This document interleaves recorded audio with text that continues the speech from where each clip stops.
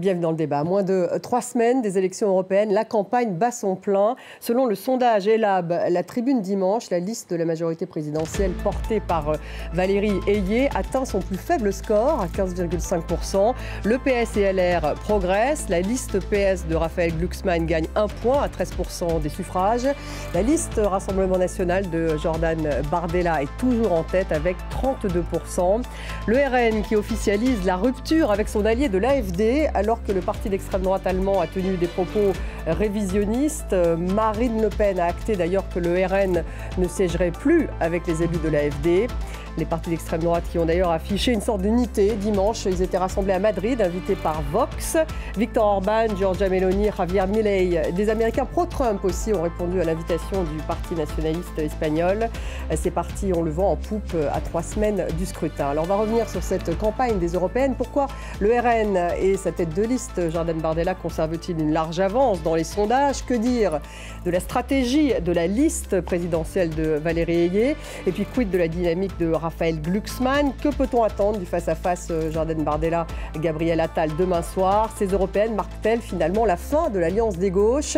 Peut-on parler d'une internationale de l'extrême droite, comme l'affirme Vox, le parti nationaliste espagnol? Et quelles sont les conséquences de la rupture du RN et de l'AfD? On va aussi évoquer la jeunesse. Cette jeunesse, Erasmus, va-t-elle aller voter? Pourrait-elle faire la différence le 9 juin? Ouais, toutes les questions que nous allons poser à nos invités. Elles sont nombreuses. Yves Tréhard est à mes côtés. Bonsoir. Bonsoir. Directeur adjoint de la rédaction et éditorialiste au Figaro. Bienvenue. Bonsoir. En face de vous, Aurore Malval, bonsoir. Bonsoir. Vous êtes rédactrice en chef du site Marianne. Bienvenue également. Henri Vernet est avec nous ce soir. Bonsoir. Rédacteur en chef adjoint du Parisien aujourd'hui en France. Bienvenue. Jean-Yves Camus est avec nous ce soir, directeur de l'Observatoire des radicalités politiques à la Fondation Jean Jaurès. Je reviens un petit peu sur ce sondage Elab, La Tribune dimanche, que vous allez voir une nouvelle fois s'afficher. La liste RN donc, de Bardella toujours en tête, 32%. La liste de la majorité présidentielle, Valérie Ayé, qui atteint donc son plus faible score, 15,5%. La liste PS Glucksmann, qui gagne 1 point à 13%. On va écouter Raphaël Glucksmann. Il voulait nous rejouer le sempiternel match, le sempiternel duel entre Emmanuel Macron et Marine Le Pen, sous un nouveau nom, Gabriel Attal, Jordan Bardella. Gabriel Attal Macron, Jordan Bardella Le Pen. Eh bien nous, ce que nous montrons depuis des semaines, c'est que la France ne se résumera jamais à un duel entre la droite et l'extrême droite, que la France ne se résumera jamais à un match entre Macron et Le Pen. Yves Tréhard, comment expliquer que les deux courbes sont en train vraiment de... Elles n'ont jamais été aussi près de se croiser, celle donc de Valérie Ayé, la liste présidentielle, et celle de Raphaël Glucksmann. Je vais même vous livrer un scoop. Dans le Figaro de demain, elles se rapprochent de plus en plus. Elles se sont séparées d'1 point seulement. 1 point. Donc le croisement des courbes pourra peut-être arriver d'ici à quelques jours. Comment on l'explique? Comment on l'explique? Si vous voulez, il y a un rejet de la liste du camp présidentiel qui est évident, qui est un rejet, non pas de Mme Ayé, d'ailleurs, dont on parle régulièrement, et qui n'est pas très connu du public, mais d'Emmanuel Macron. Il y a un rejet du pouvoir exécutif, d'Emmanuel Macron en particulier. Et ce rejet fait qu'il y a pas mal d'électeurs qui étaient plutôt de centre-gauche, qui avaient rejoint le camp présidentiel à la faveur de la première élection, d'ailleurs, de 2017, et ben, qui s'en éloignent. Et puis, vous avez aussi... Et ça se confirme peu à peu. Ça se confirme peu à peu. Et puis, Monsieur Glucksmann bénéficie aussi d'autres apports. Je pense qu'il bénéficie aussi de la faiblesse des écologistes qui font, pour une élection européenne, un score très très faible, en tous les cas dans les intentions de vote. Il faut faire attention, hein, parce qu'on se souvient que parfois il y a des surprises. On l'a vu avec... On l'a vu. Il y a 6 ans, il y a 5 ans avec Monsieur Bellamy. Et puis aussi du rejet. Mais alors ça, je demande à voir, parce que c'est pas encore complètement... à mon avis, il faut que ça se confirme, du rejet de la liste de Mme Aubry, en tous les cas de Mme Aubry, qui ne fait pas les scores que font généralement, que fait la France Insoumise, et notamment monsieur Mélenchon. Et là, elle est à un score qui est assez faible, mais qui est néanmoins à peu près le score qu'elle a eu en 2019. Donc voilà, c'est un contexte qui est très défavorable et qui le restera, à mon avis, pour le camp présidentiel. Et pourtant, Emmanuel Macron a fait son discours à la Sorbonne, justement, pour un peu rebooster sa candidate. C'était un discours de Bac+15 qui n'était absolument pas adapté à une élection européenne qui déjà a bien du mal à mobiliser. Il parlait d'Europe, pourtant, son discours, Yves Tréhard.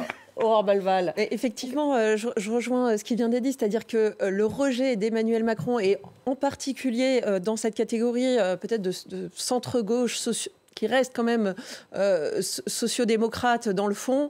Ce qui s'est passé dernièrement avec le gouvernement, enfin la Macronie, la vote de la loi immigration notamment a pu heurter certains qui finalement voient en Raphaël Glucksmann la candidature du vote utile à gauche finalement. Est-ce que Emmanuel Macron, en même temps centre-gauche et centre-droit, apparaît davantage centre-droit?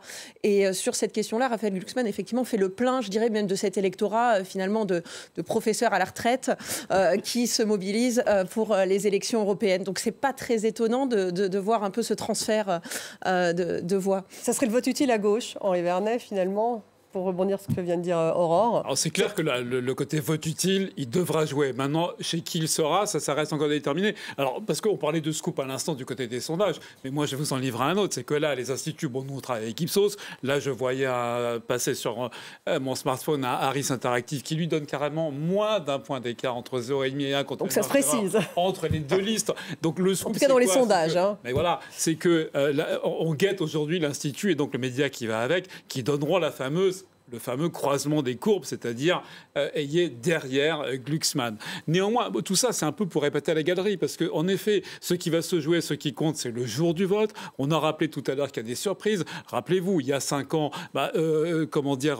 Jadot n'était pas, le candidat écolo à l'époque, n'était pas du tout donné au niveau qu'il a eu dans les urnes. En effet, François-Xavier Bellamy, lui, était bien supérieur au résultat réel.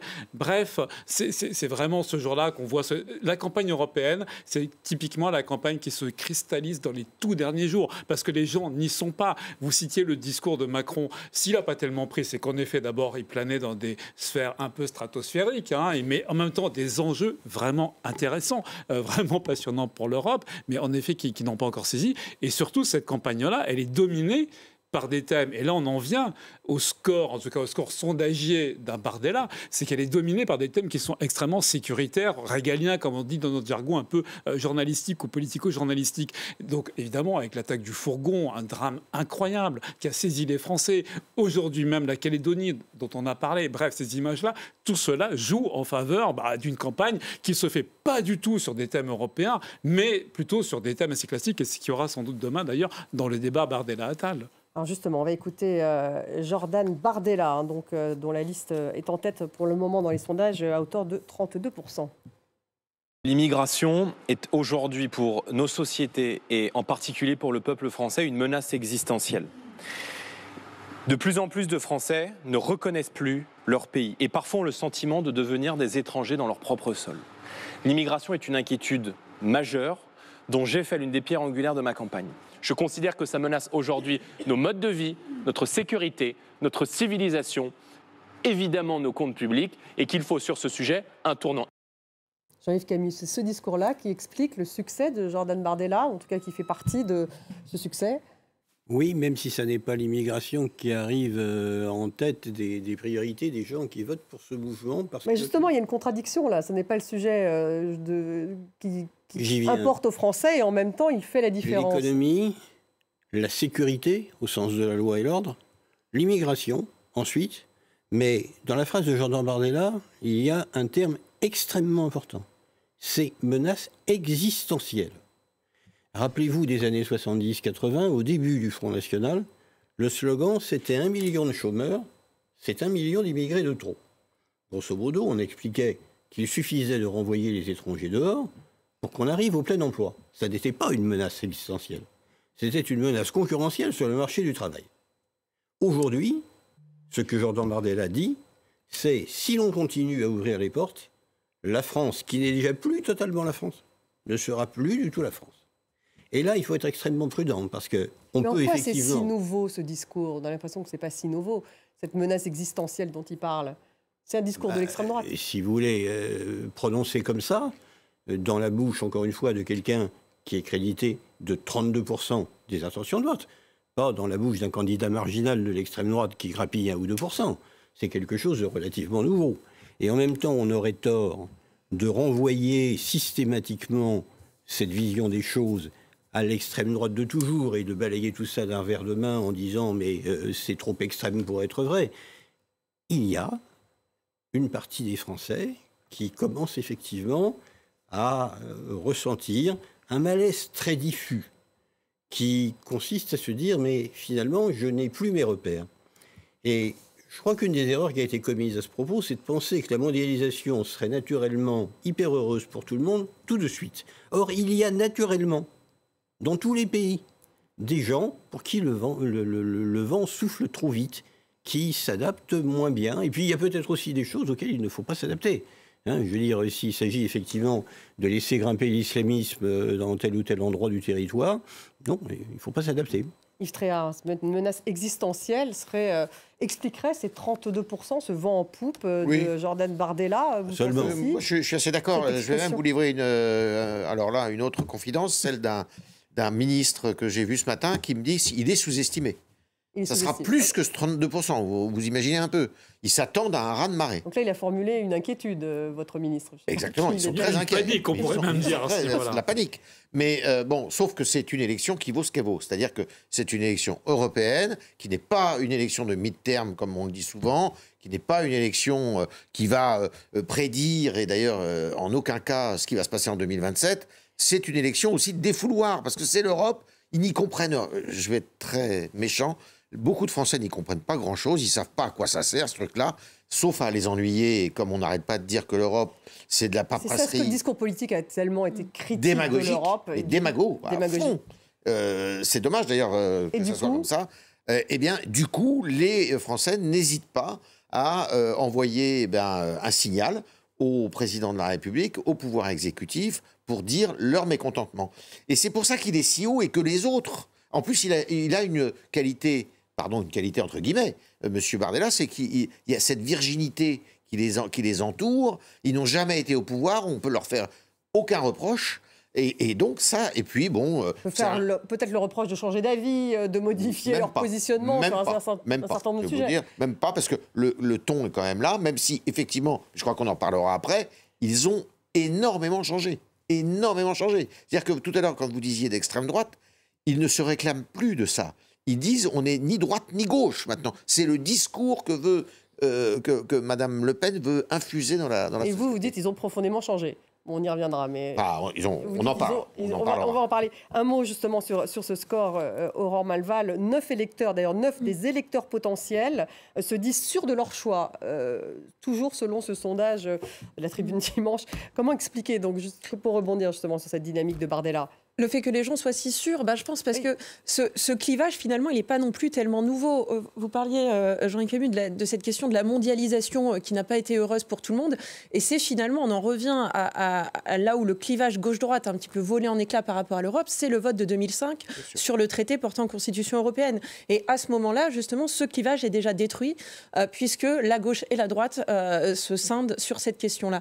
Donc finalement, le RN aujourd'hui, il entend capitaliser sur ceux qui finalement ont voté non à ce moment-là et qui ont été, qui se trouvent en tout cas marginalisés et qui ont l'impression de faire partie d'une marche forcée. Alors aujourd'hui, le RN ne parle plus de Frexit. Il a justement bien changé son discours sur cette question. Mais il y a évidemment ce clivage sur les pro-mondialisation, ou en tout cas l'Erasmus heureux des Européens, et de l'autre côté, ceux qui disent effectivement, c'est pas une question purement d'immigration, mais c'est des jeunes, d'ailleurs on en parlera peut-être du vote jeune, qui se disent anxieux et révoltés, deux qualificatifs en fait qui vont assez bien avec le discours qui est porté aujourd'hui par le RN par rapport à ces enjeux européens. Est-ce que finalement cette omniprésence, Henri Vernet, de Jordan Bardella a été encouragée par Emmanuel Macron, un peu comme le disait Raphaël Glucksmann. Ah oui, il a vraiment été installé comme l'adversaire principal. L'un et l'autre se valorisent. Alors, non, enfin, Macron-Bardella, Macron-Le Pen. D'ailleurs, on sait qu'à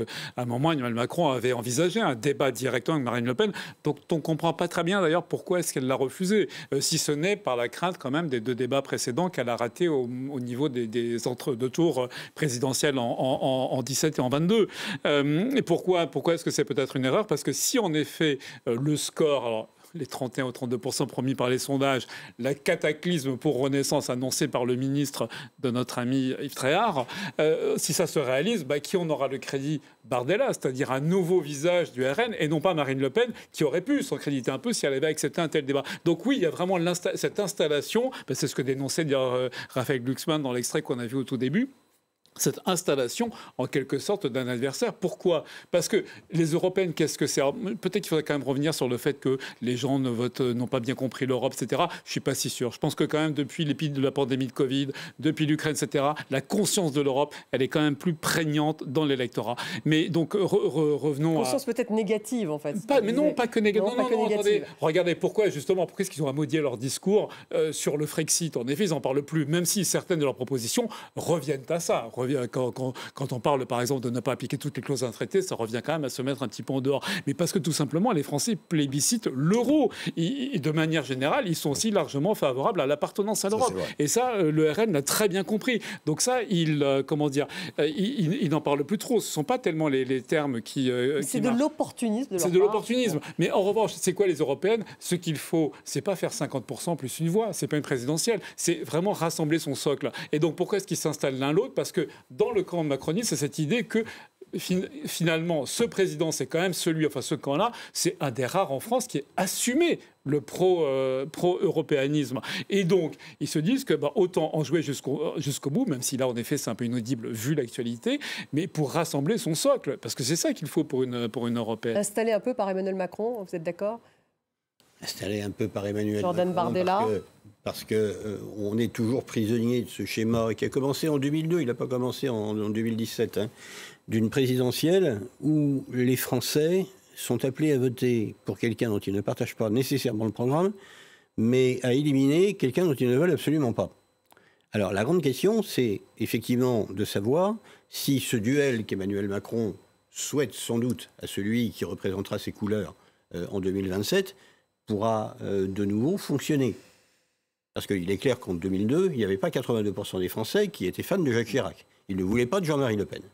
En 2017, avec un débat désastreux du côté de Marine Le Pen aidant, Emmanuel Macron l'a emporté largement.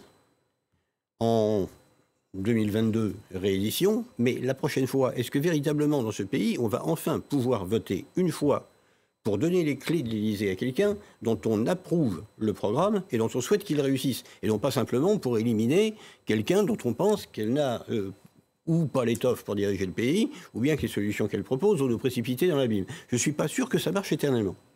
Une vraie question, en tout cas, du côté de l'extrême droite. En tout cas, le Rassemblement national a officialisé aujourd'hui la rupture avec son allié de l'AfD, alors que le parti d'extrême droite allemand a multiplié des propos révisionnistes.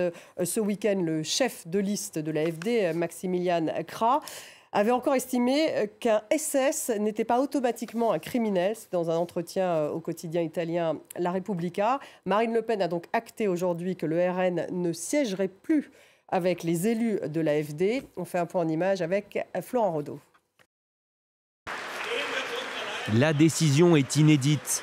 Tête de liste de l'AfD pour les élections européennes du 9 juin, Maximilian Krah a été interdit de campagne par son propre parti. Désormais, il ne peut donc plus participer à des meetings ni à des réunions publiques de la formation d'extrême droite allemande. En cause, son entretien accordé au journal italien La Repubblica, dans lequel l'avocat de 47 ans estime que les SS n'étaient pas tous des criminels. Une minimisation des crimes de l'Allemagne nazie qui passe mal chez ses alliés au Parlement européen, à commencer par le Rassemblement national en France, qui a acté ce matin sa rupture avec l'AfD. Les deux partis siégeaient ensemble au sein du groupe Identité et Démocratie. L'AfD va de provocation en provocation. On a temporisé. J'ai eu l'occasion de prendre mes distances. Maintenant, il n'est plus temps de prendre nos distances. Il est temps d'acter la rupture. Voilà, avec ce mouvement qui n'est pas dirigé et manifestement qui subit l'emprise de groupements radicaux en son sein. Également soupçonné d'avoir reçu de l'argent de la Russie et de la Chine pour servir leur agenda, Maximilian Krah a annoncé se retirer de ses fonctions au sein du parti allemand. Il reste néanmoins tête de liste de l'AfD, car il est trop tard pour en changer. Il a été d'ailleurs mis en retrait de la campagne, mais il reste tête de liste donc de l'AfD, Maximilian Krah. Yves Tréhard, Marine Le Pen, là, elle a voulu marquer le coup. Oui, mais ça faisait longtemps qu'elle avait pris ses distances. Il y avait des tensions. Oui. Elle avait pris ses distances. En fait, vous savez, on va assister à quelque chose d'assez passionnant une fois l'élection passée, là.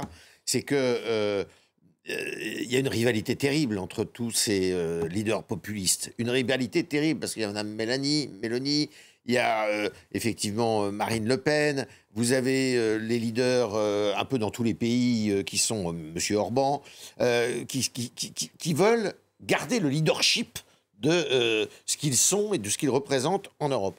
Donc là, Mme Le Pen, c'est une stratégie pour rester bien à l'intérieur de la France. Mme Le Pen, son souci aujourd'hui, je pense que mes confrères seront d'accord avec moi, Jean-Yves Camille qui est un spécialiste, c'est qu'elle veut se situer au-dessus des partis.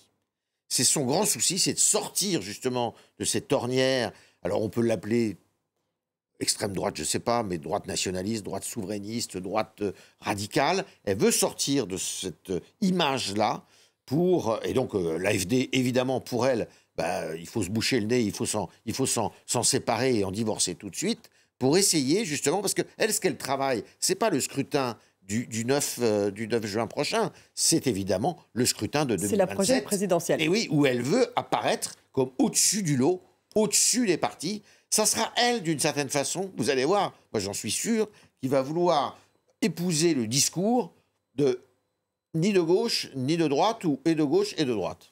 Ah oui, donc là, elle irait jusque-là, Jean-Yves Camus, une réaction. D'ailleurs, ils étaient tous à Madrid, on va voir les images, à l'invitation de Vox, le parti justement nationaliste espagnol. Giorgia Meloni, c'était à travers une vidéo, Viktor Orban aussi, et puis Marine Le Pen était présente. Donc vous êtes d'accord justement avec ce que vient de dire Yves Tréhard, elle était quand même présente à ce rassemblement de toutes ces droites. Est-ce que ça veut dire qu'elle veut en prendre le leadership? Comment est-ce qu'elle peut se démarquer? Il faut commencer d'abord par revenir à l'affaire Maximilian Krah.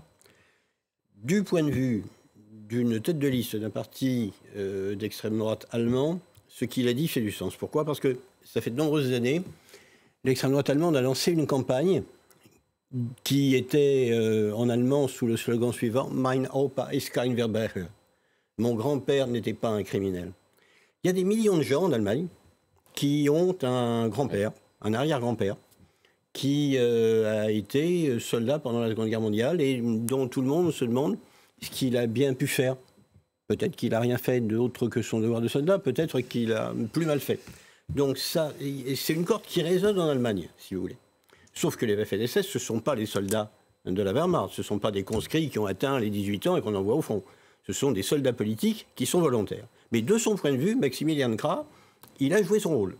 Maintenant, ce qu'il n'a pas vu, c'est qu'en France, Marine Le Pen et Jordan Bardella aussi, sous le feu de la critique de tous ses adversaires politiques, parce qu'en 1972, le premier trésorier du Front National avait revêtu l'uniforme allemand pendant la Seconde Guerre mondiale, et qu'en 1997, Jean-Marie Le Pen réitère sa phrase sur les chambres à gaz, dont il n'est pas bien sûr, à Munich, à côté de son allié allemand de l'époque, Frank Schönauer, qui a été, pendant la même guerre, instructeur, tenez-vous bien, des volontaires français de la Waffen-SS. Donc ça fait 30 ans que le RN et le FN sont sous le feu roulant des critiques, parce qu'il y avait des Waffen-SS à la fondation. Mais là, justement, elle a clarifié, cette fois. Elle est obligée. Et puis, j'allais dire, si véritablement elle devait faire un geste, ce serait de donner une médaille à Maximilian Krah. Parce que, véritablement, en matière d'aide à la dédiabolisation, ouais, il a fait totalement ce qu'il fallait. Il a fait le boulot, là. Il a fait le boulot. Enfin, ils sont tout de même dans la même structure. Le groupe Identité et Démocratie, c'est le groupe justement qui les représente. C'est deux, l'AfD et le RN au Parlement européen. Dans tout Parlement, partout dans le monde, il y a une logique. Vous devez être dans un groupe. Monsieur Sanders aux États-Unis, il est élu indépendant, mais il siège avec le caucus démocrate. Parce que s'il siège comme indépendant, il n'a pas de temps de parole. Il n'a pratiquement pas de collaborateurs, il n'a pas de moyens. Enfin, c'était moins sulfureux comme collaboration. Voilà, est-ce que ça va avoir un impact, justement? Il y a un aspect opportuniste dans le fait de s'agglomérer avec tel ou tel dans un groupe. Ça ne veut pas dire que vous êtes idéologiquement totalement en ligne. Souvent, d'ailleurs, vous ne connaissez même pas vraiment votre allié. Mais il va y avoir une recomposition. Il va y avoir une recomposition. Effectivement, parce qu'il y a deux groupes aujourd'hui où siège l'extrême droite au Parlement européen. Il y a le groupe dont on vient de parler, Identité et démocratie. Et il y a aussi le groupe ECR, où siège notamment Giorgia Meloni avec... Conservateurs et réformistes. Les conservateurs et réformistes européens. Où siège donc Giorgia Meloni et Vox, d'ailleurs. Et Vox, le parti espagnol. Dont justement, là où aussi Marion Maréchal Le Pen se sent... en tout cas, envisagerait de siéger. Et le problème, c'est que leurs positions ne sont pas du tout les mêmes. Ils sont pour un élargissement de l'Europe aux Balkans, etc. Des positions avec lesquelles Reconquête n'est absolument pas d'accord et qui seraient parfois plus proches de celles du RN qui, lui, justement, siège avec Identité et démocratie. Donc c'est vraiment au Parlement européen, mais c'est pas quelque chose qui est d'ailleurs spécifique aux partis, on va dire, nationaux populistes. C'est le cas dans tous les groupes où, justement, les socialistes français ne partagent pas toutes les positions défendues par les autres socialistes, et ainsi de suite pour à peu près tous les groupes, à part, je dirais, le LFI. À l'extrême gauche, on est plutôt, tout le monde est à peu près raccord sur les positions qui sont défendues. Mais sinon, effectivement, il y a des clivages qui sont pas du tout... Il y a des clivages, mais alors, comme je le disais, ils sont tous réunis à Madrid, c'est quand même... et le patron de Vox, justement, lui parlait d'une internationale, de l'Alliance des Patriotes, une sorte d'internationale de l'extrême droite, Santiago Abascal, le président de Vox, face au globalisme socialiste. Finalement, qu'est-ce qui les rassemble, Henri Vernet? Il y a beaucoup de divergences, mais ils se rassemblent autour de cette idée d'alliance des patriotes. Oui, ce qui les rassemble, en réalité, c'est un rejet de l'Europe telle qu'elle est aujourd'hui. Ça, de cette manière, c'est assez clair. Et c'est pour ça, d'ailleurs, on en revient au match qui est installé entre RN et Renaissance et Renew. Il repose là-dessus. D'un côté, des Européens convaincu, mais aujourd'hui, quand on est européen convaincu, on n'est même plus fédéraliste. Tout le monde, plus personne ne croit en cela. Peut-être Glucksmann vaguement. Et oui. Encore, mais voilà. Plus personne, si, certains y croient encore. Ils n'utilisent plus le terme. Ils n'utilisent plus le terme fédéralisme. Ah oui, mais personne ne met ça vraiment en avant. Enfin, je veux dire, le vrai fédéralisme tel que certains y croyaient dans les années 80-90, ça, non, il y a plus grand monde. Exactement. Les gens sont devenus beaucoup plus réalistes. Mais néanmoins, il reste quand même une Europe qui soit une Europe puissance. Maintenant, c'est ça que prône Macron et pas mal de libéraux centristes, droitiers raisonnables, disons, en Europe, contre vraiment ceux qui sont en rupture, donc qui sont incarnés par Vox, par d'autres, et qui veulent, en gros, qui font d'abord passer... vous savez, par exemple, quand Bardella parle d'une double frontière, c'est ça. Alors, c'est d'ailleurs pas très réaliste. Une fois qu'il faudra mettre ça en œuvre, comment le feront-ils? Et donc, c'est ça qui les rassemble et qui veulent rassembler. La deuxième, et par rapport à ce qui a été dit sur ID et ECR, donc les deux groupes actuels identitaires, donc en effet, qui vont exploser, parce que ID sans le RN, ça n'existe plus, parce que l'AfD va quand même baisser. Alors, il reste Salvini. Il y a ça aussi, il y a quand même aussi des affinités personnelles avec les choses. Pas très bien dans les sondages, Salvini. Non, il n'est pas bien. Et d'ailleurs, l'AfD a baissé aussi dans les sondages. Heureusement. Attendez, mais alors là, excusez-moi, je fais une parenthèse, mais je trouve que c'était bienvenu le rappel historique de Jean-Yves Camus, parce que, enfin, c'est quand même hallucinant ce qu'on entend, les slogans SS, dire qu'un SS n'est pas un criminel, etc. On parle quand même de l'Allemagne qui est sortie de ce cauchemar. Il reste tête de liste.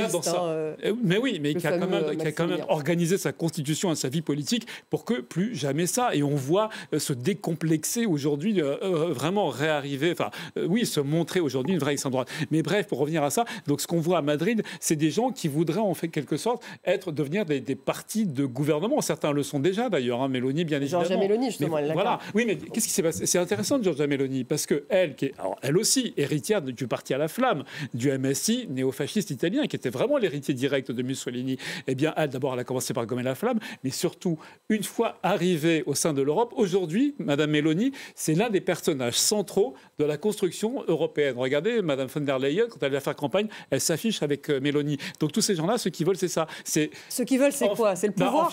Oui, le pouvoir. Le pouvoir. En tout cas, en finir avec la fragmentation, l'inutilité actuelle de l'extrême droite au Parlement européen, parce que comme ils sont divisés, marginalisés, eh bien, ils sont nombreux, mais ils ne pèsent pas. Yves Camus, là-dessus? Mais ce qu'ils veulent, c'est tout simplement mettre fin, pour l'immense majorité d'entre eux, à une période d'ostracisme qui dure depuis 1945. C'est-à-dire qu'à de très rares exceptions près, liées à des contextes nationaux, ces gens sont quand même perçus par la majorité des opinions publiques comme des nationalistes d'extrême droite qui sont tenus pour responsables, ce qui est d'ailleurs extrêmement contestable, de tout ce qui a été commis dans les années 30 et 40. Bien. D'où une ostracisation. Vous avez eu le temps qu'il a fallu aux démocrates suédois pour d'abord se défaire de leurs oripeaux néo-nazis du début, puis pour être petit à petit acceptés comme force non participante d'un gouvernement conservateur. Donc ça, c'est réussi. Ils ne sont plus ostracisés ou ils continuent à l'être? Non, les démocrates suédois ne sont plus ostracisés. Non, eux, non, mais je parle d'une manière plus générale. Oui, certains continuent à être ostracisés, mais rendez-vous compte qu'il y a quand même des dizaines de milliers de militants et des millions d'électeurs qui se raccrochent à cette famille politique-là et qui se disent, on est dans une situation où en fait nous représentons des dizaines de millions de voix et où nous n'avons pas voix au chapitre. Nous gérons très peu de villes, nous ne gérons pas de régions, même en coalition. Vox le fait dans certaines régions espagnoles. Et puis la présidence de la République ou la tête de l'État, ça c'est un rêve. Donc ce qu'ils veulent, c'est le pouvoir, mais ils ne le veulent pas à n'importe quel prix. Il y a un élément quand même qui prime.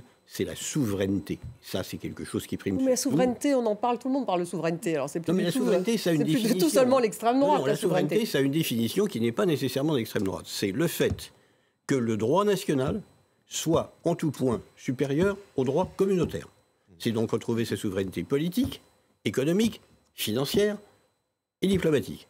Mais ça, c'est quelque chose de concret. On peut juger qu'on ne reviendra jamais en arrière, mais ça rassemble quand même tous ces gens qui veulent désormais non plus sortir de l'Europe, parce que c'est anxiogène pour quelqu'un qui a moins de 35-40 ans, mais qui veulent défaire de l'intérieur en arrivant à talonner, voire à surpasser le groupe du Parti populaire européen, donc des chrétiens démocrates, qui veulent donc renverser la table et aboutir à quelque chose qui, moi, me semble assez proche de ce qu'était le marché commun des années 60-70. Des États-nations qui coopèrent sur un certain nombre de sujets techniques, mais qui ne vont pas plus loin. Yves Tréhard, il y a aussi une bataille culturelle, parce qu'on parle beaucoup, par exemple, le président de Vox, du totalitarisme woke, du suprémacisme féministe. Ça fait partie aussi bien sûr. Mais je pense qu'il y a, si vous voulez, on assiste... Il veut battre les fanatiques globalistes. Oui, on va assister... Non, mais on assiste à un mouvement de balancier. C'est-à-dire que dans les années 80, vous avez eu une montée en Europe de la gauche social-démocrate. C'est la France, la Grèce, l'Italie, d'autres pays, le Portugal, l'Espagne, enfin voilà. Et puis, qui a accompagné d'ailleurs cette mondialisation, d'une certaine façon, et qui a quand même été, je dirais, le sel de l'Occident pendant de nombreuses années. Et cette mondialisation, comme vous l'avez très justement dit, Jean-Yves Camus, tout à l'heure, elle n'est pas heureuse pour tout le monde, loin s'en faut. Et donc, du coup, il y a un mouvement de balancier qui est en train de jaillir là, partout en Europe, y compris d'ailleurs en Grande-Bretagne, parce qu'on a oublié de le dire, mais le Brexit, ça participe de la même chose, avec un repli sur ses frontières, un repli sur une réappropriation, si vous voulez, de ses compétences, de sa souveraineté, de son pouvoir, en dehors de la monnaie, effectivement, puisque ça, la monnaie, c'est ça qui a d'ailleurs coûté très cher à Mme Le Pen pendant très longtemps, de vouloir abandonner l'euro, et avec une Europe plus raisonnable, finalement, beaucoup plus à portée, je dirais, d'électeurs. Et on est dans ce mouvement-là aujourd'hui, avec des mouvements qui sont des mouvements, je le redis, qui sont vierges aujourd'hui. Vierge de tout passé. Elle a vraiment changé, c'est ce que vous dites, vous, Yves Tréhard. Oui, mais elle a changé, elle n'a pas changé. Est-ce que c'est de l'opportunisme ou est-ce que l'idéologie a changé? Ils savent qu'ils veulent occuper le pouvoir aujourd'hui, ce qui n'était pas le cas de leurs lointains aînés. Ils veulent occuper le pouvoir et pour occuper le pouvoir, ils sont obligés de rompre avec certains discours. On va écouter Javier Milei, le président argentin, qui a été accueilli littéralement comme une rockstar lors de ce meeting à Madrid dimanche.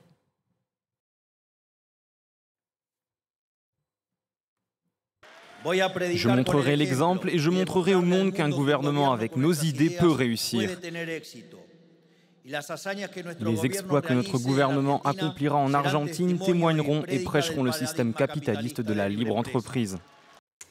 Aurore Malval, justement, il a conquis le pouvoir et il veut prouver que quand on arrive au pouvoir avec cette idéologie politique, on y arrive. Oui. C'est le discours. C'est effectivement, même si... Alors lui, il est très différent quand même. C'est ce que j'allais dire. Voilà, rien à voir avec... Mais il a été quand même accueilli comme une rockstar partout. Certes, oui, mais les autres mouvements. Disons que les personnalités d'Amérique du Sud ou d'Amérique du Nord, d'ailleurs, ont ce côté un petit peu rockstar. Quand elles arrivent, on sait qu'il y a des militants, certains groupes de reconquête qui portaient des casquettes Make America Great Again, comme en hommage à Donald Trump, qui fait lui aussi... Il y avait un certain nombre d'Américains aussi. De rockstar. C'était un peu la même chose avec Bolsonaro, mais qui avait quand même une personnalité moins atypique que Javier Milei, qui est finalement une sorte de semi-Elon Musk, d'ailleurs qui rejoint aussi, enfin même si c'est pas sur le plan de la politique, mais voilà, qui est aussi personnalité un petit peu, d'ailleurs qui est actuellement en France au salon Vivatech et qui est aussi acclamé un petit peu sur certains de ses curseurs, en tout cas anti-système, parce que finalement... Le socialisme conduit à la pauvreté et à la mort, hein, voilà ce qu'il a dit. C'est un paléo-libertarien. Oui, libertarien. Je ne pense pas que ça signifie une adhésion, en tout cas en France, pour la mouvance, encore une fois, radicale, nationale, populiste, d'une adhésion à ces principes-là. C'est plus quelque chose qui, d'ailleurs, recoupe un petit peu les nouveaux moyens de communication avec lesquels, d'ailleurs, cette idéologie se répand, notamment sur les réseaux sociaux, avec TikTok, etc. Et tout je dirais, un écosystème numérique où ces gens-là, effectivement, font figure de rockstar avec ce genre de punchline où on va aller attaquer, je vais dire ça trivialement, les gauchistes pour promouvoir une bataille, en fait, culturelle qui va se passer sur Internet. Et effectivement, l'audience de ces ça marche sur les réseaux sociaux, oui. ça. Oui, mais moi, j'ajouterais quand même une chose, pour ne pas tromper le public, c'est que Milei, il est à des années-lumière sur le plan programmatique de Mme Le Pen. À des années-lumière. Bien sûr, parce qu'elle est beaucoup plus étatiste. Mais oui, elle est beaucoup plus... Il y a compris sur la marchandise, là, c'est vraiment dans l'affichage. Ce qui est heureux, parce que vous parlez de bataille culturelle, donc oui, le côté anti-woke, ça oui. On a vu d'ailleurs que ça a largement, les mâles suprémacistes, le retour des mâles, etc., ça a largement contribué au succès de Trump aux États-Unis il y a quelques années. Donc cette bataille-là, oui, c'est de l'affichage, mais pour le reste, c'est vraiment pas ça. Il n'y a pas plus protectionniste, plus étatiste, plus, je veux dire, enfin, que les extrêmes droites, enfin, notamment en Europe. Notamment RN. Pas du tout. Même un mot, Jean-Yves Camus, avant de parler de la jeunesse, sur Orban, qui était aussi, qui a en fait envoyé une vidéo, lui, à ce grand raout de l'extrême droite. Qu'est-ce qui finalement rapproche Viktor Orban de Marine Le Pen? Par exemple, sur les contacts avec la Russie, est-ce qu'ils sont sur la même longueur d'onde? Contrairement justement à Giorgia Meloni, qui elle est très anti-russe, enfin en tout cas elle est très pro-ukrainienne. Moi je défends une thèse peu répandue, qui est que le parti de M. Orban développe une politique d'influence autonome par un certain nombre de think tanks qui accueillent d'ailleurs quelques stagiaires français ou des universités français qui de temps en temps vont y faire des conférences, et qu'il a quelques arguments pour se faire entendre en raison de la situation et de l'histoire très particulière de la Hongrie. La Hongrie est un pays dont les habitants, en tout cas ceux qui sont magyars, sont des gens seuls au monde. Ils parlent une langue qui n'est pas une langue indo-européenne. Ils sont assez isolés, c'est un petit pays. Et ils ont une histoire qui est remarquable parce que c'est un peuple du limes. C'est-à-dire que comme les Viennois, comme des gens d'un certain nombre de métropoles de l'ex-Yougoslavie, ce sont des gens qui se sont retrouvés constamment sur la ligne de crête entre l'Europe et l'Orient et au point d'avancer maximum des Ottomans vers l'Ouest. Ils ont donc conçu une sorte d'hypersensibilité aux phénomènes identitaires qui demeure aujourd'hui dans le discours de Viktor Orban lorsqu'il parle de la nécessité de refuser la répartition des migrants par quota, lorsqu'il parle de l'islamisme, alors qu'objectivement, quand vous allez à Budapest, l'emprise islamiste ne vous saute quand même pas aux yeux.